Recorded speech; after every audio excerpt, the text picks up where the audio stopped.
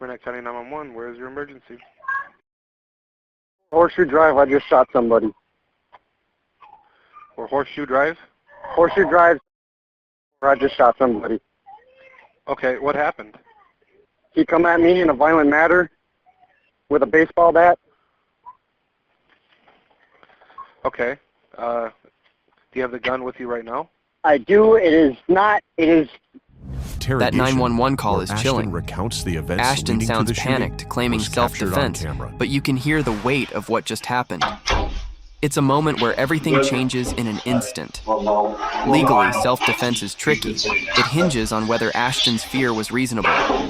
Let's see how his story holds up.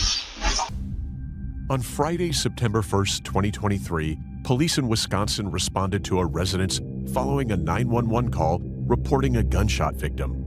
The caller, 18-year-old Ashton Heyer, told dispatchers that he had shot his 37-year-old stepbrother, Aaron Holmstrom, claiming that Aaron had come after him with a bat. When officers arrived on the scene, they detained Ashton and secured the residence. Paramedics transported Aaron to the hospital with a single gunshot wound to his chest, while police began their investigation. Ashton was taken to the police station for questioning. Hearing Ashton process Aaron's possible death hits hard. You can feel his shock, maybe regret. But is it genuine? Legally, his emotional state could sway a jury, but only if his actions align with self-defense. Laws. Wisconsin requires a clear threat and proportional response. This moment makes you wonder what's really going through his mind. So before we get started, I just want to get your full name, date of birth, address, and stuff, okay? So Ashton, how do you spell your first name? A-S-H-T-O-N. And what's your middle initial? J. And how do you spell your last name? H-E-I-E-R. And what's your date of birth? 8405. And what's your home address? Well, my license says, but I recently changed it to.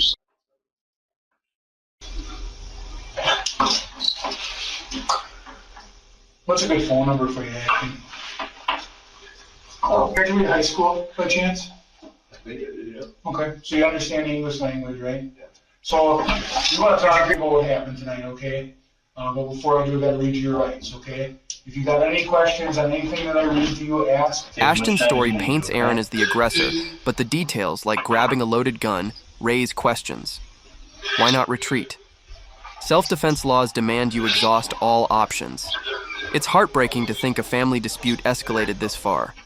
What drove Ashton to pull that trigger? What's that? What happened to Aaron? Aaron passed away.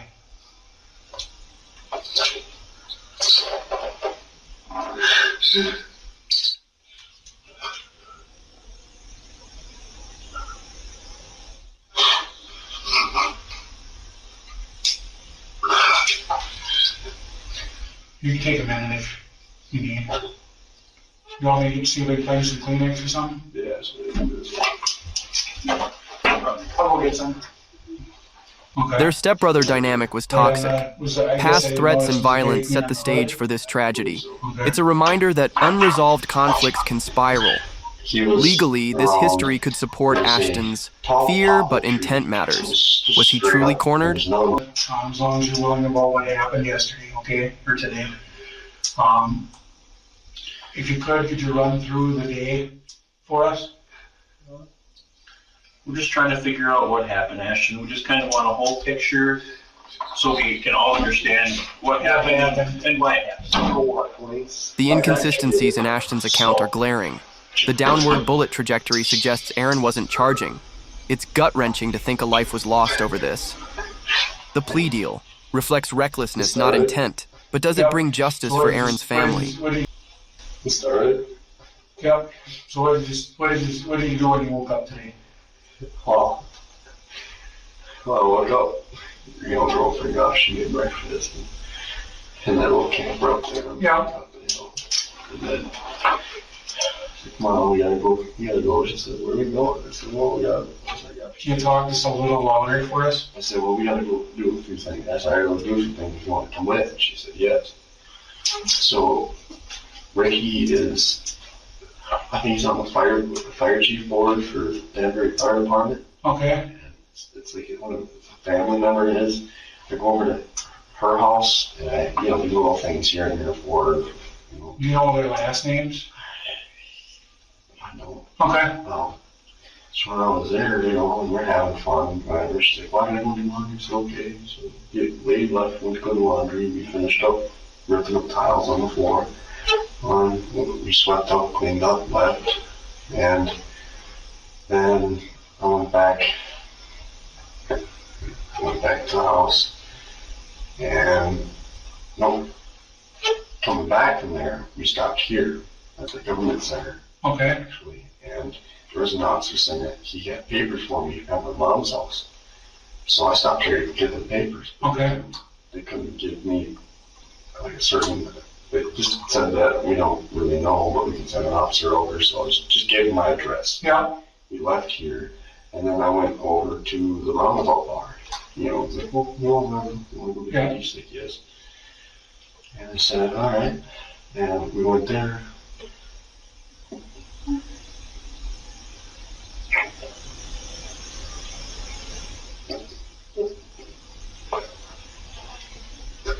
Take your time.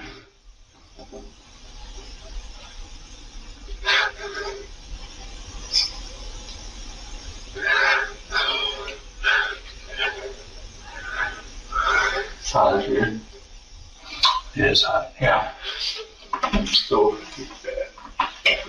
folks said, we left there and we went to Dairy Queen instead. Okay. Dairy Queen. We're just on our way home, pulling up in the driveway.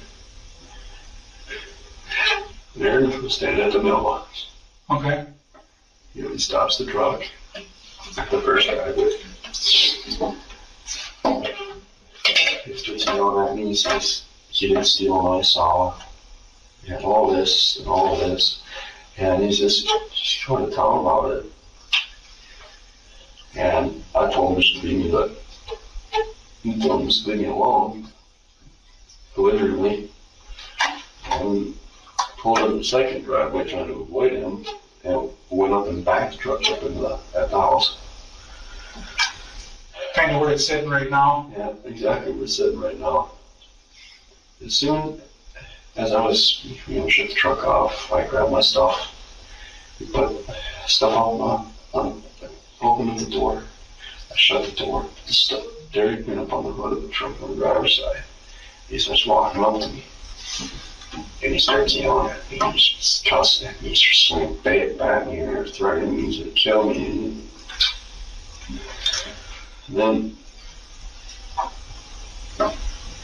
Tina was yelling at him to stop it, and I don't know what happened, but Aaron had something else in his hand, but it was sticking through it at me. After he did that, he turned around and was walking towards Tina with the bat. And you know what he threw at you? And it was just there's not much else around the place that you can pick up and throw, really, otherwise garbage. And when he threw this item at you, where were you standing? Right by the truck, right where the Dairy Queen is on the truck. Standing where he threw something at me. And he just turned around to get Tina with the bat. I was grabbing the 22 out of the truck. I wasn't going to shoot him with it or nothing like that. I was just grabbing it because I don't leave guns laying around in the trucks or vehicles or whatever. And then I was grabbing that, and he started fighting about something. And then his attention directed back towards me. As he turned around, started yelling at me again. I got the gun in my hand, and then You got the what? I got the gun in my hand. Mm-hmm. It is loaded. It's always loaded. Safety's always on. And the gun ain't it doesn't have the crosshair safeties on it either. It's on the bolt action. Okay. And you connect. You have to forcefully remove it. It's tight fit between the scope and your fingers. So safety's like a little fin that sticks up off the back end of the bolt. Correct. And when it's on, it's down to the right. Take it off, you have to flip it up, right? Correct. Okay. As I was doing that, he came towards me. I told him to stop twice. I let off a round. And round when- to the left. So you shot off a round, And you said it was to the left, so it's just to the left of where he kind of was? What I mean by left, I mean way left. So I didn't want to hit nobody. I was trying to avoid everything. I told him to leave me alone and stay away from me. That was the third warning, was the warning shot. And then he started walking away again. And he turned around and said something about James. He said, Okay. I don't know if you know what that is. Yeah. Yep. He said something about James pulled a knife on me. I wasn't scared, and he starts going on and on and on and on and on. He starts coming. I shouldn't really say that. He starts cussing, he starts swearing at me, he starts saying James pulled a knife on me, and I wasn't scared. I'm gonna f you up, and all this. He's just walking at me again, and he still got that bat in his hand.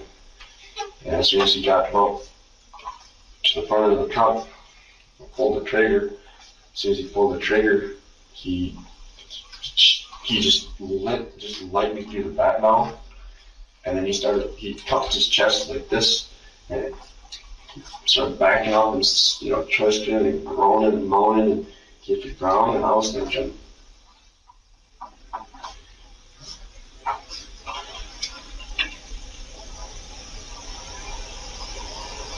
no, I didn't know the worst part about it. I go run back into the truck to find my phone. I'm trying to find my phone. Keenan's yelling. Call 911. So you said that he threw something at you, but you're not quite sure what it was. Oh. Did it hit the truck or did it hit you? Right over my head. Right past. Went somewhere, I don't know. And he said he still had the bat. He still had the pat. And he's saying things, he's talking about the pulling a 9 on him, he's gonna... If I said something, he said just like this. James pulled a 9 on me, and I didn't cower down, I didn't flinch, nothing, it's some bullshit like that, and he started saying he's gonna kill me, he's gonna bash my brain, and just kept going on and on about it. And the closer he got, the more I thought he was serious. And he still had the bat in his hand. Still with the bat in his hand. As he's walking towards you, what's he doing with the bat? Is he doing anything with it? He had it up over his shoulder like he was gonna come at me and hit me with it. And he wasn't walking slow. I mean, I actually thought he was gonna come to hit me with it. Puke. And as he's coming towards you, you said you went and got the gun. Where were you standing once you grabbed the gun? The door was, so when I left the truck and I put the stuff on the hood, I shut the door. Okay. And after he threw the stick at me, and he was walking away, I was grabbing the other stuff, because I've already had issues with him with that gun. There's already a file with the police report about it, so I kind of take it wherever. It isn't mine, it's some stepdads, it's all the properties. And that's the report where it was taken from your camera, but was later found in the house, right? In the house. Okay. No, the gun case and the bullets were found in the house. The gun was underneath the camper. Okay. So once you grab the gun, where do you go? I never left the side of the truck. Okay. So are you like behind the driver's door? Behind the driver's door. But it wasn't open. It was open, but it wasn't all the way open. No, it wasn't all the way. Yeah, it wasn't all the way open. It was like it was shut all the way. So I mean, he was coming towards the front of the club to kill you. And how far away do you think he was when you fired the shot? 7, 8 feet. How close to the front of the truck do you think he was? About 6.5, 7 feet. Okay. Did he drop the bat immediately? He kind of tossed it. Tossed it down forward or backwards? Well, see, that's the thing. See, where I'm at and the way back at the ground, it's kind of funny. I think it hit the truck and then bounced off the truck and went back that way. Okay. Do you think he threw the bat at the truck? I think he was trying to hit me with the bat. And it hit the truck instead and then bounced off the truck and went back that way. Okay. So did he throw the bat after you shot or just before you shot? Just right after I shot. Right after you shot. Okay. I mean, like I say, What's your and Aaron's relationship? So you brothers, or you stepbrothers, or you brothers. stepbrothers? How long have you two had a relationship that you've like known each other truly? He's always been in and out of prison, and he's always gone, and he's always doing this, he's always doing that. We never really had a relationship. Okay. We always had an equal understanding, I guess. Okay. How long of you guys would you say have been stepbrothers? I don't really consider my brother because he was always trying to hurt me. Has he ever hurt you before? Yeah. What has he done to you before? He's hit me, he's thrown me down the stairs, he intimidated me, he's grabbed me by the throat. Went to town on it, and right before I pulled into the driveway, I was talking to the neighbor guy, Drew. I was talking to him about it. You know, I got people there. I mean, it was just bang, bang, boom, and And it sounds like when you confronted him, I'm assuming it was on James Way, right? yeah. Were you guys like yelling then, or was because just by the way you made it sound like it was normal It was a conversation? normal conversation. There was nothing out of the blue about it. He didn't seem mad about it. You didn't do him. Did you give him any inclination that you were mad about it? Well, I just said, yeah. I said, look. And then he had another chainsaw. We were talking about that. And I was trying to help him figure that thing out too. I mean, it wasn't like I went there all ballistic and went nuts about it. I mean, it's just a chainsaw. Nothing.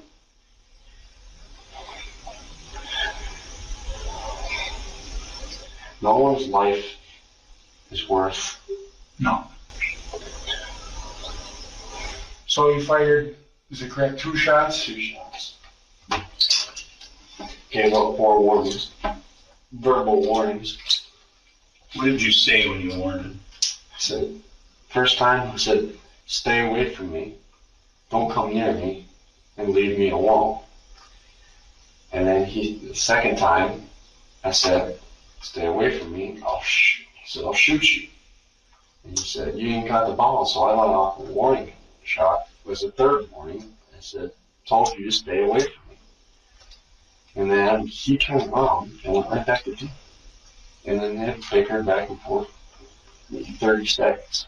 And as I'm getting my stuff ready to go back up in the house, he starts coming at me again.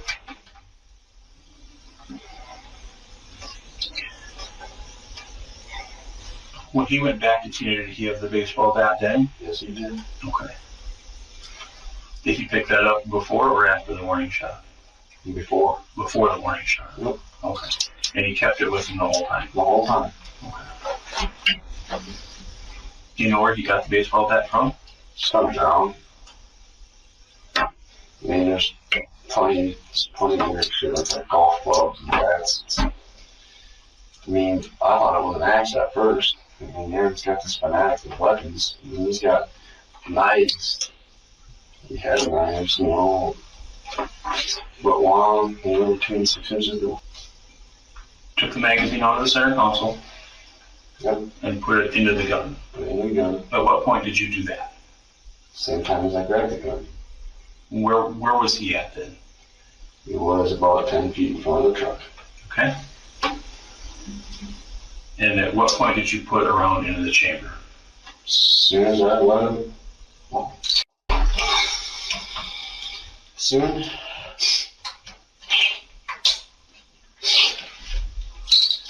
You're fine.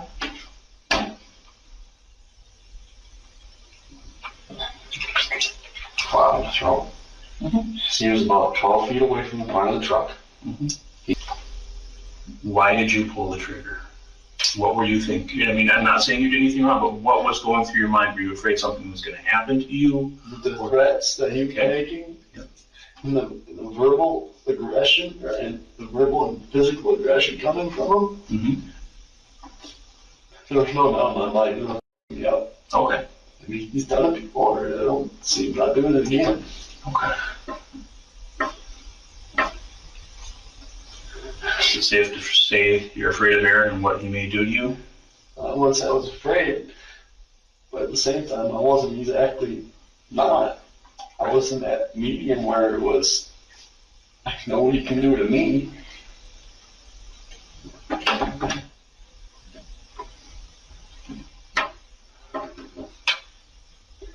When you fired that second shot, were you intending to hit Aaron? Nope. No? That's the crazy thing. When I went and checked on him, bullet was dead center in his chest. That's the first thing I saw when I looked at him. I looked to see where I hit him. When I looked at his face.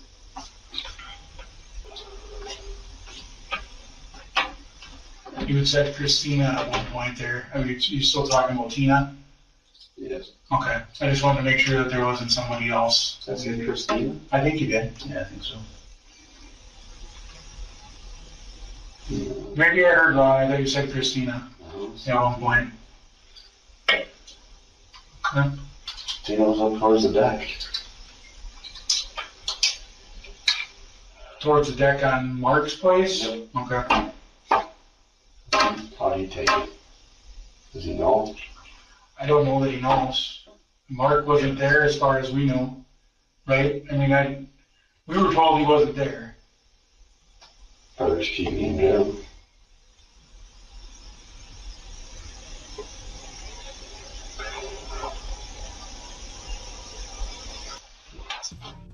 After being taken into custody, Ashton Heyer claimed he shot his stepbrother, Aaron Holmstrom, in self-defense, stating Aaron had come after him with a baseball bat.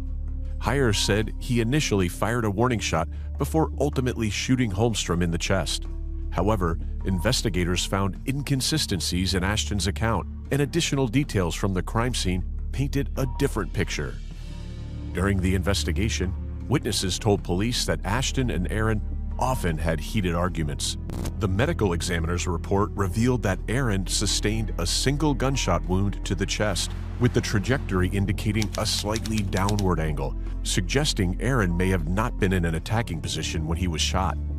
In June of 2024, Ashton Heyer accepted a plea deal and was found guilty of 2 charges: homicide by negligent use of a weapon and being a felon in possession of a firearm. 2 other homicide charges were dismissed as part of the agreement. On August 26, 2024, Heyer was sentenced to 7 years in prison, followed by 10 years of extended supervision. Prosecutors argued that Heyer's actions were reckless, and the court's sentence reflected the severity of the circumstances. Aaron Holmstrom, 37, was remembered by friends and family as a kind and hardworking individual who had his own struggles but remained